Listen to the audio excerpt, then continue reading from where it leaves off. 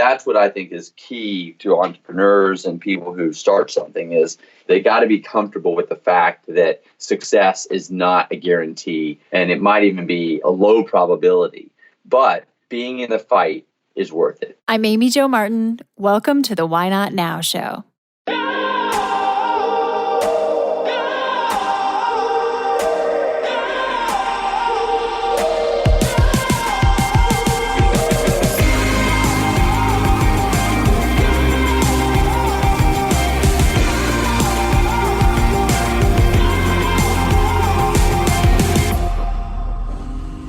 You know that thing you've been thinking about doing? Yeah, that one. Why not now? Have you ever actually taken the time to ask yourself, what's stopping me? Let's talk it through. This is your chance to give that idea the attention it deserves and take action. Each episode, I have a chat with a fascinating person, from entrepreneurs to athletes, celebrities, my parents, rocket scientists, and all walks of life. We talk through a critical time when they've asked themselves, why not now? We dissect that day or even that moment, step by step. Just let go.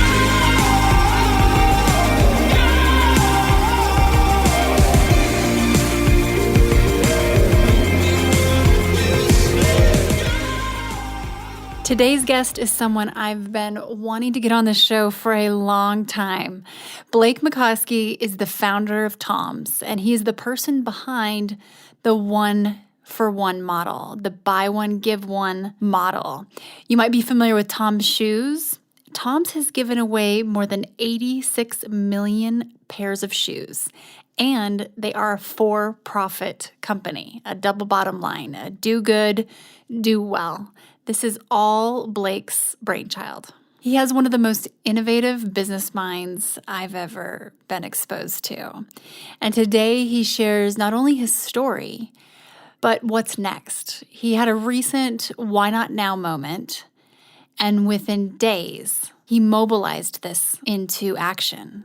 He actually mobilized almost 700,000 people within days to take action.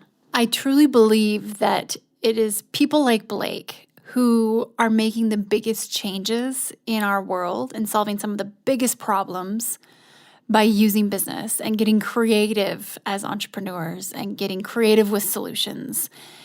And that means generating business and actually generating profit, using the economy to be a force of change and to be a part of that formula. And so for all of you who are considering starting a business, or maybe you have an existing business and you're thinking about changing up the economic model, make sure you listen and take notes, because what Blake's learned and what he's done and continues to do is not only innovative, but it is solving problems, big problems. And his company is also obviously very successful. We tackle the most taboo topics on the Why Not Now show. Oftentimes, you're hearing guests share things they've never shared before. In the spirit of things we don't typically talk about, you should know that the Why Not Now show is supported by Poo-Pourri, the original before-you-go toilet spray. It's magic. My friends at Poo-Pourri have literally taken the smell out of you-know-what. This pure blend of essential oils stops bathroom odor before it begins. Visit poopourri.com, and Why Not Now listeners get 20% off with code WHYNOTNOW. That's all one word. And you can hear the story about Poo-Pourri in our interview with founder Susie Batiste. That's Why Not Now episode 28. Poo-Pourri is also available at Bed Bath & Beyond.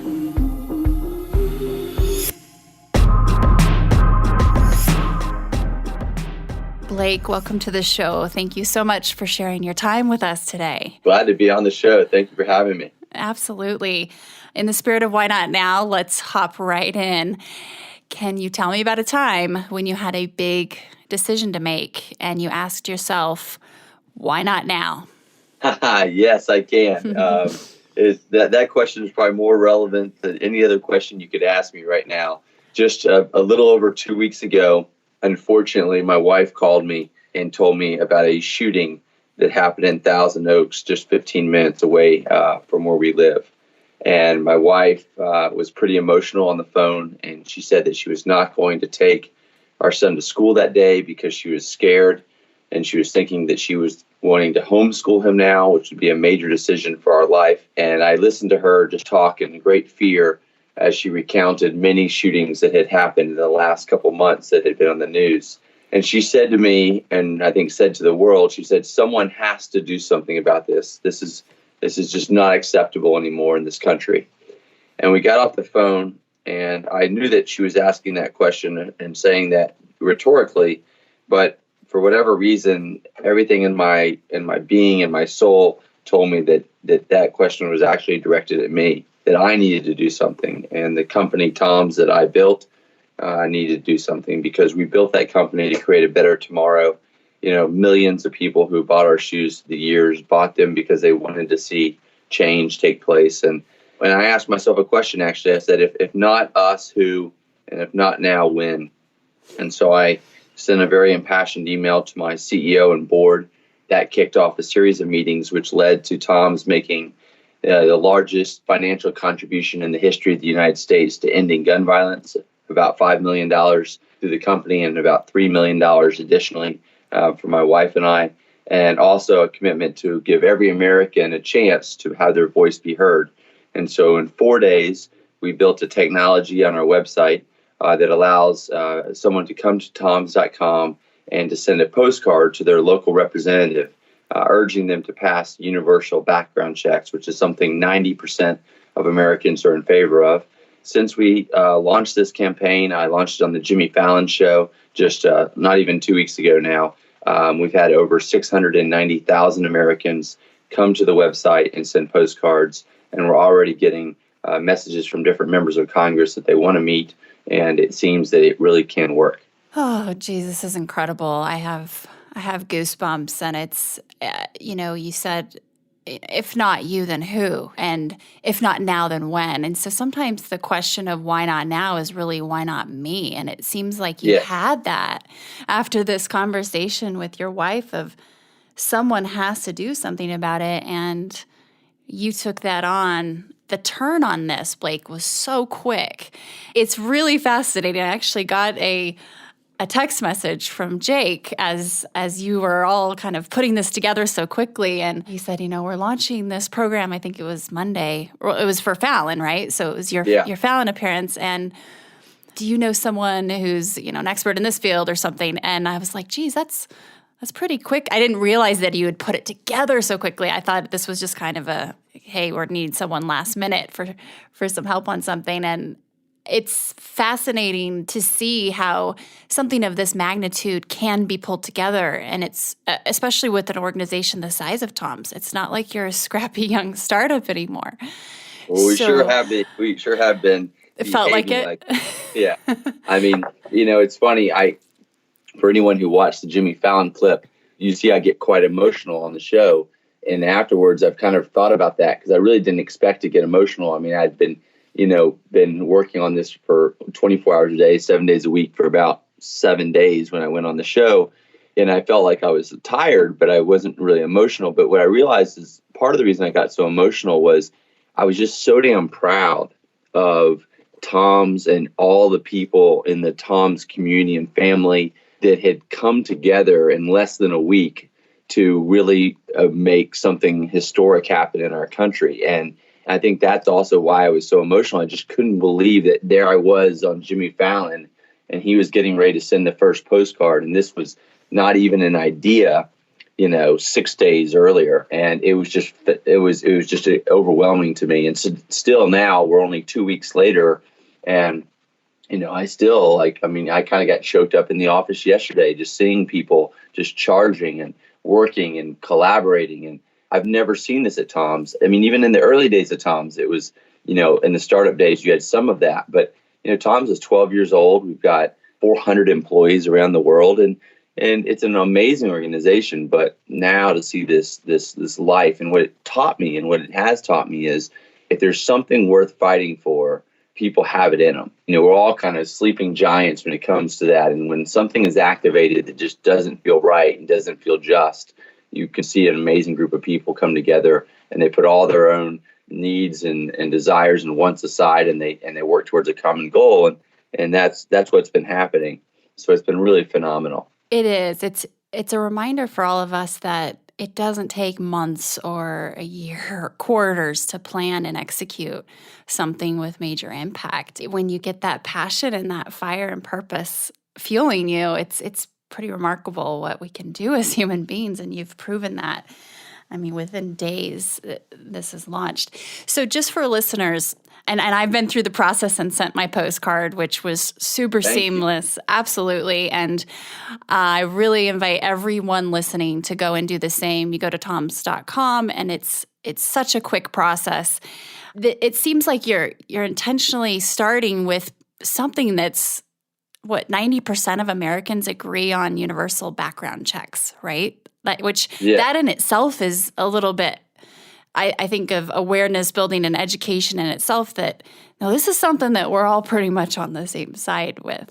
And can you talk through the process a little bit of how the postcard gets sent to your representative? Yeah. So basically what we recognize is that a lot of people don't even know who their representative is. And we want to make that really easy. We also know that a lot of Gen Z and hadn't ever sent a postcard before. So we said, okay, but we know that physical postcards make a difference and that they can overwhelm their offices. And that's kind of what you need in order for a representative to feel the desires of the constituents they represent. So it's really simple. Basically, once you put your name and address in, you hit send. That goes to our mailing house that we were partnering with.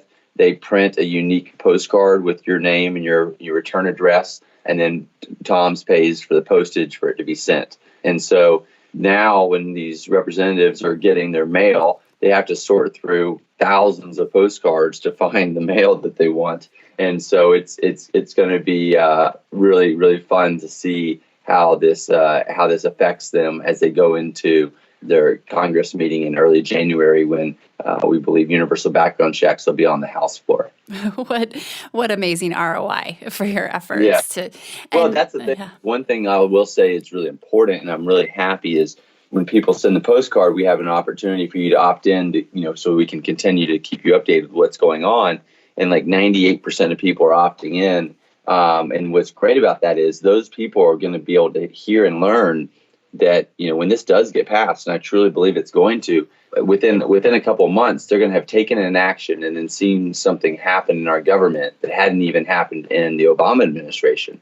And so if you think about it, that's historic. And everyone's going to get to celebrate how their one action made a difference. And I hope what that does is kind of create even more activism among the people who participated. And as we think about the Tom's brand, we're not going to stop with ending gun violence. Now, part of our decision here was to really just evolve our model in general. And so now, instead of just giving shoes as we're known for, we've given 86 million children shoes around the world in the past 12 years. We're going to also really be smart about looking at what are the issues of our time that we feel just aren't right, and how can we use our brand and our financial resources to direct our community towards those issues to make positive change. So ending gun violence is the first one, and we have still a long way to go. So if you're listening and you haven't sent a postcard, or even if you have sent a postcard and you know some of your friends haven't, please share that this is happening. Especially, we need this for the next 5 to 6 weeks before Congress gets in session.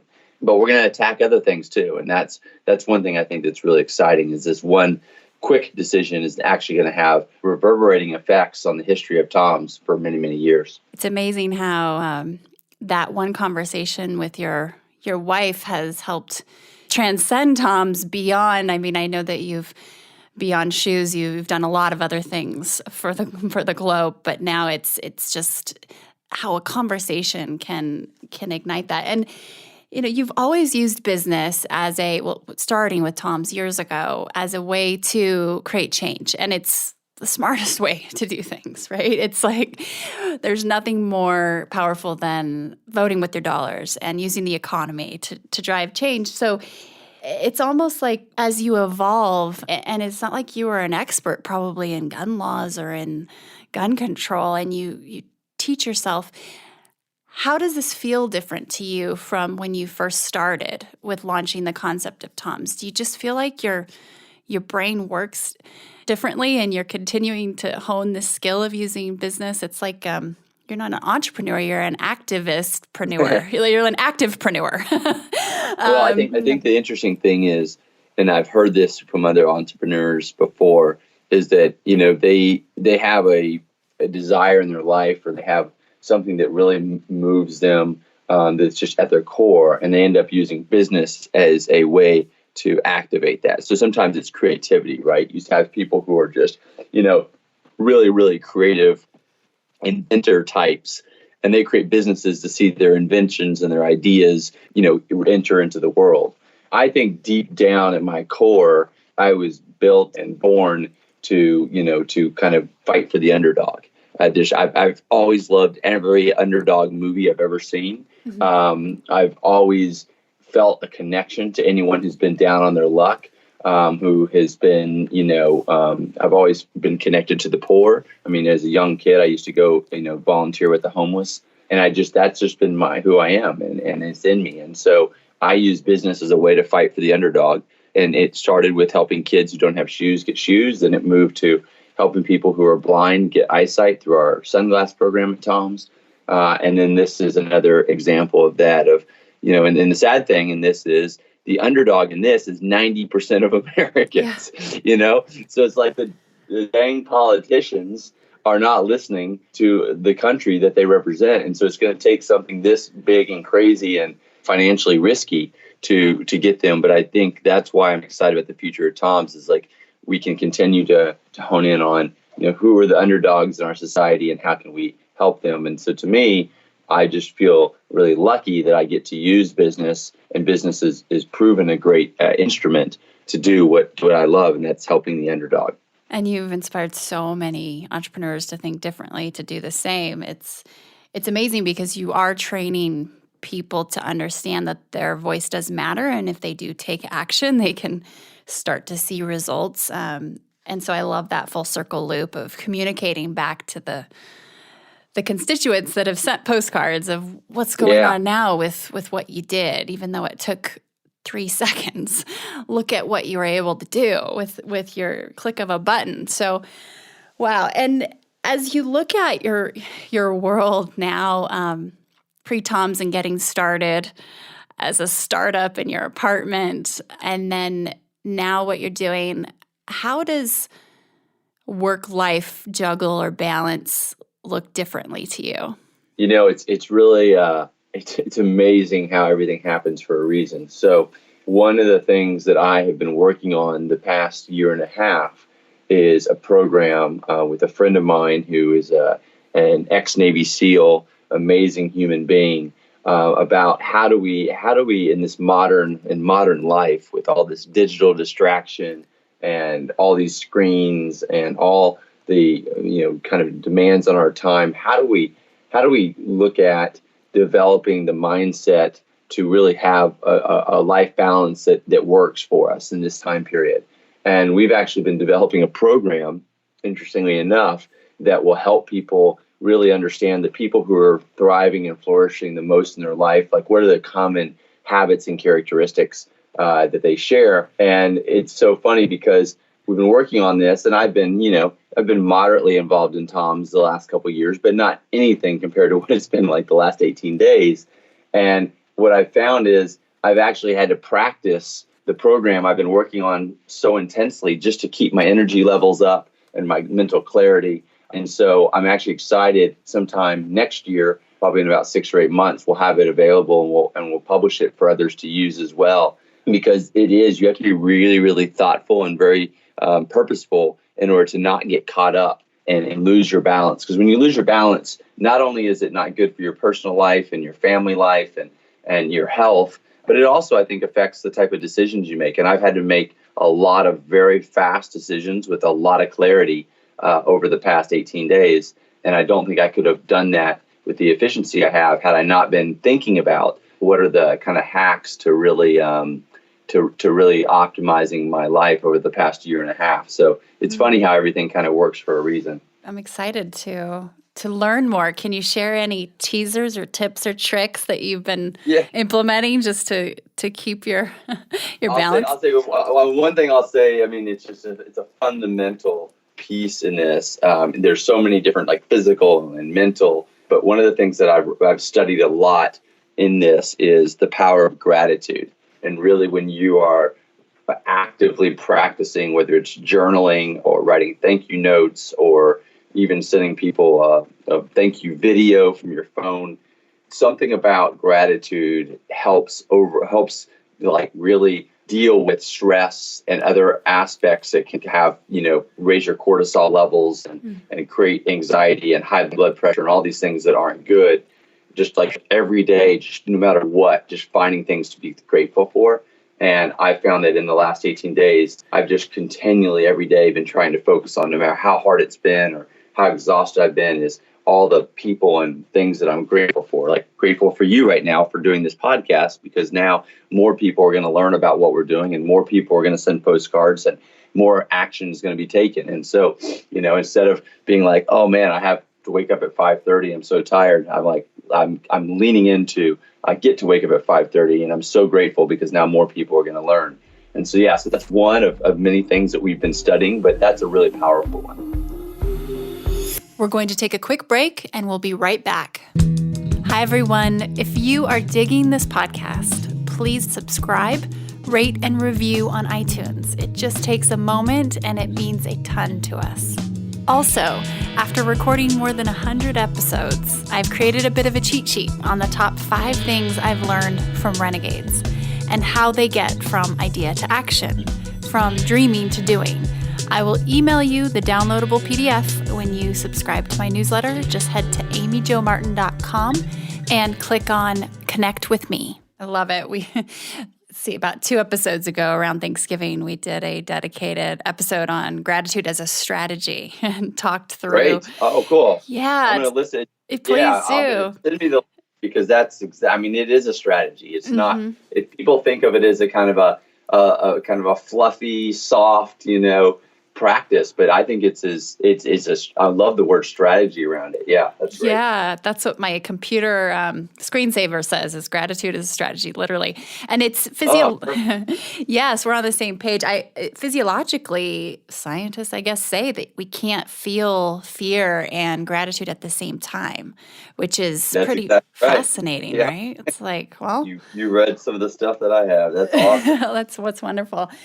Okay, so you have, one of the things I love about what you're doing right now is this is not red, blue, left, right, young, old. This is just literally 90%. 9 out of every 10 people you walk by today feel the same way about universal background checks. So, and I used to live in Las Vegas, and shortly after I moved were the shootings. And it was this most bizarre experience to wake up the morning after the mass shooting and have text messages and I get chills thinking about it and tear up thinking everybody checking in on everyone, going into Facebook and doing the check-in safety, and having a few friends that aren't checking in and worrying about them, and then having friends that were there that were running for their lives. There was one friend, Jen, who's actually been on this show, and she shares her story of literally feeling like she was in a video game being shot at. And as you, I guess where I'm going with this is an amazing first step. And I think one of the brilliant things is you're building a foundation of people and a tribe of people ready to rally. Where do you go next? And I know on Fallon, you left it pretty open that, you're really looking at TOMS to tackle some of the big, important, considerable issues and causes of our time. Are you at liberty right now to kind of share a little bit of a hypothetical roadmap? Of course, you've been inundated with this project, but are you thinking, are you going to stay in a similar swim lane? What's your next kind of area of focus? Well, it's interesting. I always just share like as raw as it gets. Like literally yesterday, I was meeting with our CEO, and he's an amazing man, and my real partner in business life. And he was saying, like, okay, like this is working. Like, people are doing, I mean, like, everything that you had hoped is happening in terms of activated. He's like, and so how do we start thinking about what's next? Like, what are the key characteristics? And I said, I don't know if you're going to like the answer here, because it's not something you can really put a to a business plan. I said, I think it's just got to be like, we've got to feel it in our gut. It's got to be something that just viscerally happens, that just kind of says, whoa, like that's not cool. Like, that's, someone needs to stand up for that issue or that person. And it probably has to be really personal. And I know that's not like a scalable, sometimes, business strategy, but right now, I'm so focused on, there's a lot of work still to be done. Like, we need to get to the millions and millions of postcards sent. And we need to get to where senators are literally saying that they're going to switch their opinion or their vote before it even gets to the Senate to win this thing. So we have a long way to go, but I can't really even put myself in that headspace. But I said, my everything's telling me is that it will be very clear what is next when it's time for what's next. And that's not exactly what people at the executive level like to hear, because it's hard to plan a strategy around that. But at least today, that's what I feel. I feel like, let's stay focused on this. Let's put it out into the universe, into the world, that we are ready and standing by, both financially and organizationally, to fight the next fight, and let it present itself when it's the right time. So at least that's today how I'm feeling. Well, I love that too, because as a lot of people who are listening, their why not now is to shift and pivot career-wise into becoming an entrepreneur. And we talk a lot about intuition on this show, and again, back to the word strategy and trying to navigate away from the potential perception that it's fluffy or whatever. But clearly, when you made this decision to press go on this initiative, it was a deep down, there's no option, you're doing this. And if that clarity is there, it makes sense that you would keep following that. Would you say that current events and timeliness of something that's just kind of rocked our nation is part of that formula? Let's just say, for example, the fires and things going on in California, or do you feel like that was pretty important to your momentum? Yeah, I do. I mean, I think you have to be careful, because, and this, look, I mean, really, it's some of the more, I would say, risk adverse and cautious people at Tom said one of their objections when I was trying to sell this through was, is this just going to look opportunistic? And I said, look, like, this, in some levels, yes, it is opportunistic, because the only way change happens if you have people's attention, and we have people's attention right now, just like my wife. And so if we want to galvanize the country to do something, you got to do it when the people are paying attention. Mm-hmm. So it is opportunistic in that way. At the same time, I think that when we think about, I do think that there is a responsibility Toms will now have to choose things that people can celebrate victories on, and that really have an opportunity to make a difference. And so I think, we need to be ready and prepared. But at the same time, we can't just jump on anything and everything that happens in the news, because it might not be the right time. I actually feel like, and there's, I don't know exactly how I'll ever describe feeling I had in the car after I talked to my wife, and how I had such clarity that it was us and it was now. But, I also feel like that the country was actually ready for this. Like, I mean, that's the reason why so many people, we haven't spent any money hardly on marketing or advertising. And we've had, hundreds of articles written and hundreds of celebrities posting and amazing, people, getting their companies to follow suit.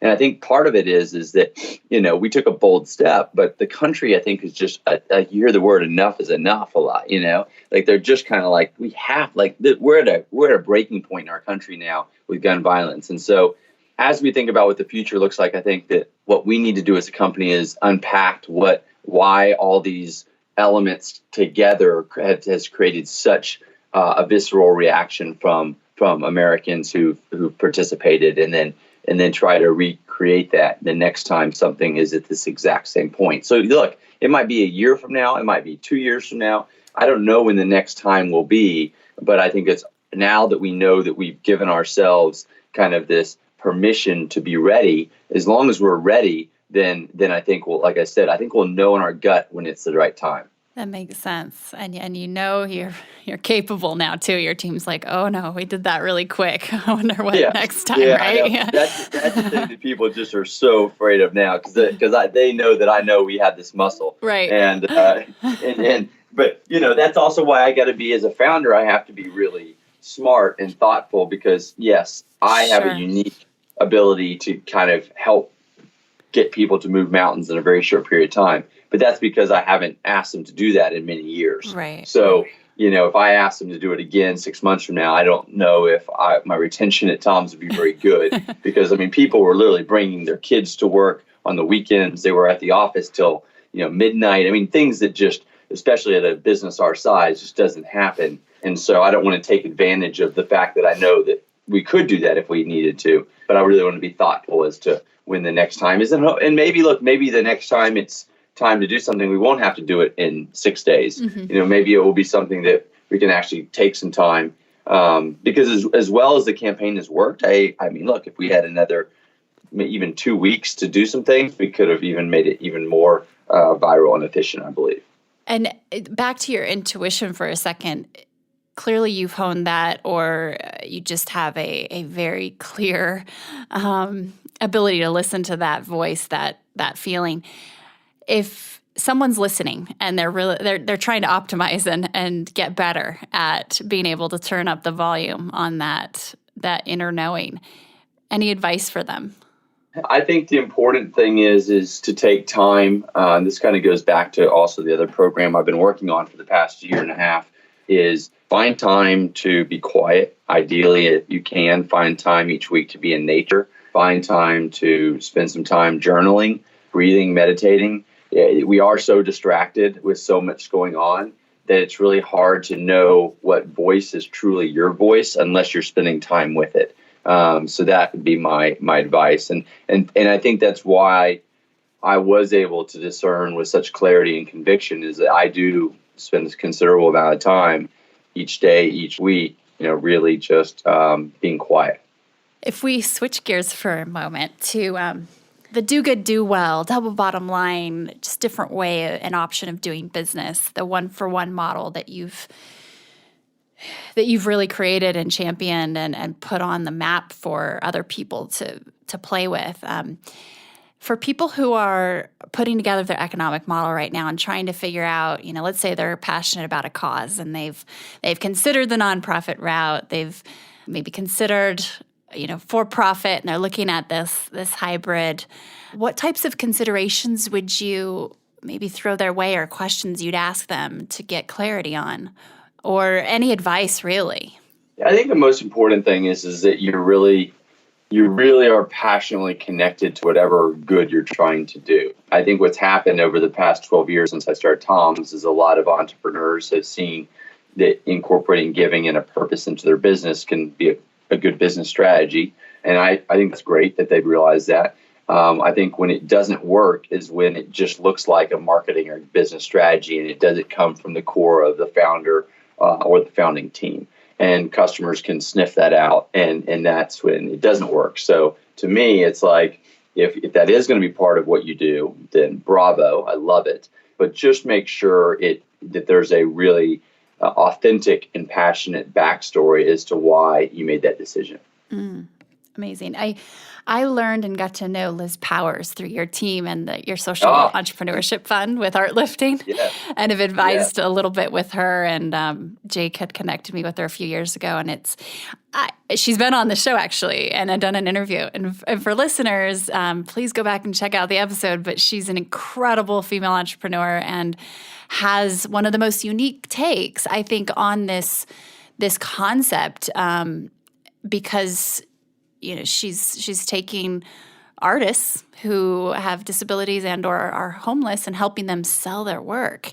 And I may be simplifying that, but check out Art Lifting if you can. I just thought that was such a creative solution, and it's built in and baked in to her economic model and business model.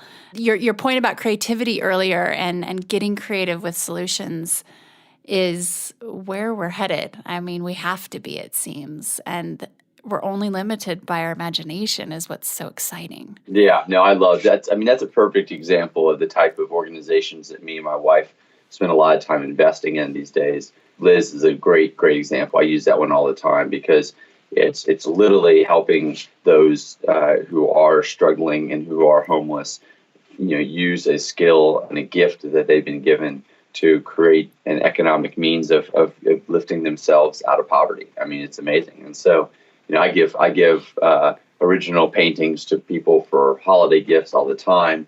We were, I think, one of the very first investors in art lifting, and we've been a very proud supporter. But that's the type of that's when it really works, because like when you had her on the show, I'm sure your listeners were like really inspired, and many of them probably went and participated by buying a piece of art. So that's really great. Yes, absolutely. I give a lot of guests paintings too as thank yous, and I love to be able to share the story and be like, this is Paul and this is a story, and it's just amazing to be able to hang that on your wall, and every time you walk by it, you're like, wow, look at what who did this and what they're able to do for themselves. You've tackled some huge problems with really innovative solutions using business, Blake. They're big. How do you not get overwhelmed at the get-go? What's something that you do to help yourself just step by step? Yeah, no, it's a great question. And I think it's one, frankly, unfortunately, it's the one that probably keeps people from doing anything, because they see a problem, they see an issue, they have an idea of, oh, this could help that issue, or this could solve that, or this could, then immediately their whatever side of the brain is the rational side, I always forget, says to them, yeah, but that problem's so big, your effort's not going to make a difference. So like in this case, it could have been played out like when my wife called me, she says, someone's got to do something. And I think, oh, I could do something, Tom could do something, we could get our community activated here. Then I could have easily have gone to, well, universal background checks didn't even get passed in the Obama administration, is sure not going to get passed in this administration. That'd be a lot of work and a lot of money, and I probably wouldn't even be successful. So I'm just going to do something else. Like that's what happens 90% of the time when people come up with an idea that could create positive change. I think the key is to say, and really think about all the changes and the amazing moments in our country and our history, and recognize that every single one of them, every single founder, every single activist, every single politician had those same thoughts of the chances of this being successful are probably not good, and being comfortable with that. And so, that's what I think is key to entrepreneurs and people who start something is, they got to be comfortable with the fact that success is not a guarantee, and it might even be a low probability, but being in the fight is worth it. And one of my favorite quotes or passages I've ever read is from Theodore Roosevelt, and it's called "The Man in the Arena." And I like to say the man or woman in the arena. And it's really, it talks about basically just to have been in the arena. I'm going to paraphrase it. Whether you win or lose, it doesn't really matter. But to know that you were not one of the kind of meek and timid souls that stayed out, that you went in and you got in the arena. And that quote has been on my desk and now on my office wall for a long time. Actually, one of my best friends is an amazing country artist, Dierks Bentley, and it's actually one of his favorite quotes I found recently too as we were talking. And I think that it's just one of these things that if you can kind of keep that in the back of your mind, that, the real goal, the real hope is that you get time in the arena. Then that's how you move from idea to execution without getting caught up and being overwhelmed with how big the problem might be. Such a good point. I love it. What's one lesson you find yourself learning over and over? The lesson is that physical presence in this digital age is still really, really important. I think I tried to trick myself into believing the past 5 or 6 years, especially with Tom's, that I could be impactful within the organization still with Skype and conference calls and working remotely. And I think that, yes, technology allows us to do that, but there's nothing that gets people stirred up and activating and moving with urgency than you physically being there. What a good reminder. And just final question, Blake, what advice would you give to your younger self? Oh, man. Rest up. It's going to be crazy. No, gosh, let me think about that. That's such a good question. I think to my younger self, I would say, maybe put a little less pressure on yourself. I think in my earlier years, my late 20s, early 30s, I really put a lot of pressure on myself to get things right, to make the most of opportunities. And a lot of great things have happened in my life, and we've made a lot of positive change. But I think, I would want to practice maybe a little more self-compassion, a little bit more patience with myself. I think there's been some unnecessary stress and anxiety through the years that I didn't need to have, that probably hasn't been the best for my health or my relationships. So I say, look, life is amazing because it literally, if you look at the span of humanity, like our life is faster than snapping your fingers. And at the same time, if you live life with consciousness and presence, it can actually feel like a really nice long time. And so, I think is like, look, there's times to act with great urgency, and this is one of them. But also, I think it's important to stop and reflect, and, as they say, smell the roses on the little victories you have along the way. And sometimes when I was younger, I didn't do that. So that's what I would probably tell my younger self. That's a great note to end on. And thank you so much for the important work you're doing and have been doing.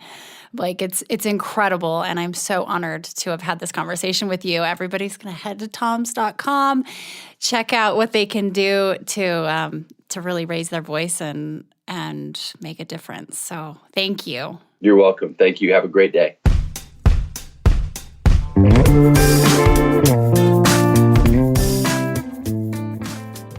Hey everyone, thanks for listening to the show. Hit me up on social media to let me know what you think. I'm at Amy Jo Martin on Twitter, Facebook, Instagram, and LinkedIn. And I want to hear your Why Not Now moments so I can share them on the show.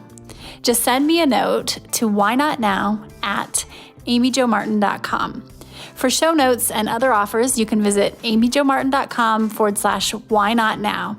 And while you're there, don't forget to sign up for my email newsletter for exclusive content and announcements. A big thanks to Rock Salt Music for all of the tunes by the talented John Coggins.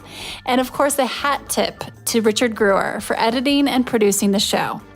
I'll see you next time. And until then, why not now?